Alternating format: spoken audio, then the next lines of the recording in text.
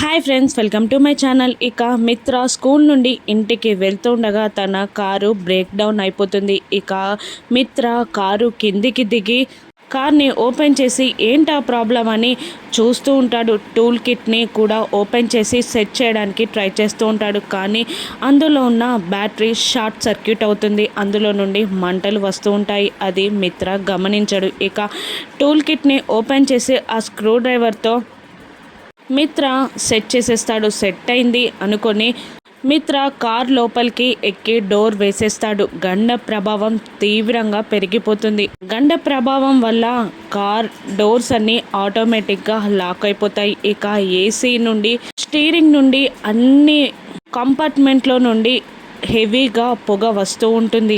గండ ప్రభావం దీక్షితులు గారికి తెలుస్తూ ఉంటుంది. దీక్షితులు గారు యాగం చేస్తూ ఉంటారు. ఒక్కసారిగా మంటలు ఎగిసి పడుతూ ఉంటాయి. గండ ప్రభావం మిత్ర మీద పెరిగినట్టుంది అని దీక్షితులు గారు అనుకుంటూ ఉంటారు. ఇక ఆ పొగకి మిత్ర స్పృహ తప్పి పడిపోతాడు కారులోనే. ఇక లక్ష్మి స్కూల్ నుండి వెళ్తూ అదే రూట్లో వస్తూ ఉంటుంది. ఇక మిత్ర కారుని చూసిన లక్ష్మి మిత్ర తనని ఎక్కడ చూసేస్తాడో అని తన ఫేస్కి తన చేయిని అడ్డు పెట్టుకొని మిత్ర చూడకుండా తప్పించుకొని వెళ్ళాలని వెళ్తూ ఉంటుంది. ఇక పడిపోయిన మిత్రాన్ని లక్ష్మి చూస్తుందా, మిత్రాన్ని లక్ష్మి కాపాడుతుందా?